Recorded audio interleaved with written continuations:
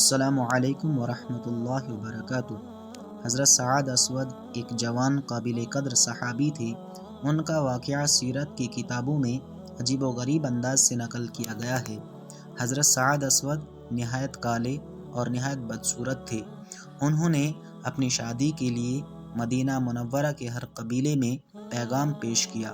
اور بڑی کوششیں کی، مگر ان کی بدصورتی اور ان کے زیادہ کالا ہونے کی وجہ سے کسی نے اپنی لڑکی ان کو دینا پسند نہیں کیا اور شادی کے لیے ہر ممکن کوشش کر چکے۔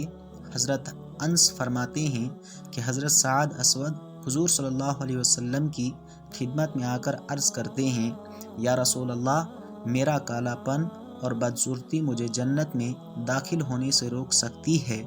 تو حضور صلی اللہ علیہ وسلم نے ارشاد فرمایا کہ اگر تم اللہ اور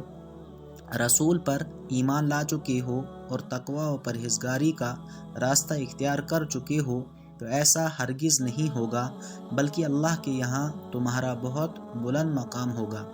حضرت سعد اسود رضی اللہ عنہ نے کلمہ پڑھ کر اپنا ایمان ثابت کیا اور حضور صلی اللہ علیہ وسلم کے سامنے اپنی پریشانی کا اظہار کیا کہ یا رسول اللہ، جو لوگ آپ کی خدمت میں حاضر ہوا کرتے ہیں اور جو آپ کی مجلس میں آتے ہیں، دونوں قسم کے لوگوں کے یہاں میں نے اپنی شادی کا پیغام دیا ہے، لیکن میری بدصورتی کی وجہ سے کوئی بھی اپنی لڑکی دینے کے لیے تیار نہیں ہے۔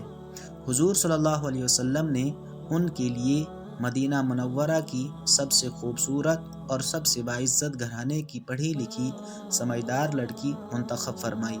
اور حضور صلی اللہ علیہ وسلم نے فرمایا کہ تم عمر بن وہاب کے پاس جاؤ، ان کی لڑکی جو سب سے زیادہ خوبصورت اور سب سے زیادہ سمجھدار ہے، اس کے ساتھ میں نے تمہارا نکاح کر دیا، اور تم جا کر عمر بن وہاب کو میرا پیغام سنا دینا کہ ان کی لڑکی کے ساتھ میں نے تمہارا نکاح کر دیا ہے۔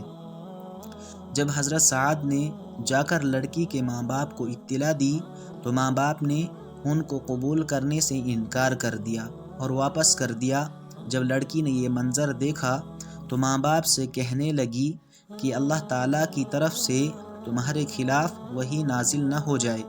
اللہ اور اس کے رسول کے غضب سے بچیے، میں تو اپنے لیے اس کو پسند کرتی ہوں جس کو اللہ اور رسول نے پسند فرمایا ہے۔ اس لڑکی کے بھی کمال ایمان کی انتہا نہ رہی، اس نے بھی دلوں کو دیکھا، صورت کو نہیں دیکھا، اللہ اور رسول کی خوشی کو دیکھا۔ جب لڑکی کا باپ حضور صلی اللہ علیہ وسلم کی مجلس میں گیا تو حضور صلی اللہ علیہ وسلم نے پوچھا کہ تم نے میرا بھیجا ہوا آدمی واپس کر دیا؟ تو انہوں نے شرمندگی کا اظہار کیا اور توبہ کی اور عرض کیا کہ ہم کو شبہ ہوا کہ انہوں نے کہیں جھوٹ نہ کہا ہو، ہم تو آپ کے تابع ہیں، ہم ان کو اپنی لڑکی دیتے ہیں۔ چنانچہ ماں باپ نے اپنی چہیتی بیٹی کو حضرت سعد اسود کے حوالے کر دیا۔ لڑکی نے ماں باپ سے کہا تھا کہ جب اللہ اور رسول کا کوئی فیصلہ ہوتا ہے تو اس میں کسی کو اختیار نہیں رہتا۔ اس کے بعد حضرت سعد اسود اپنی بیوی کے لیے بازار سے کچھ سامان خریدنے کے لیے تشریف لے گئے۔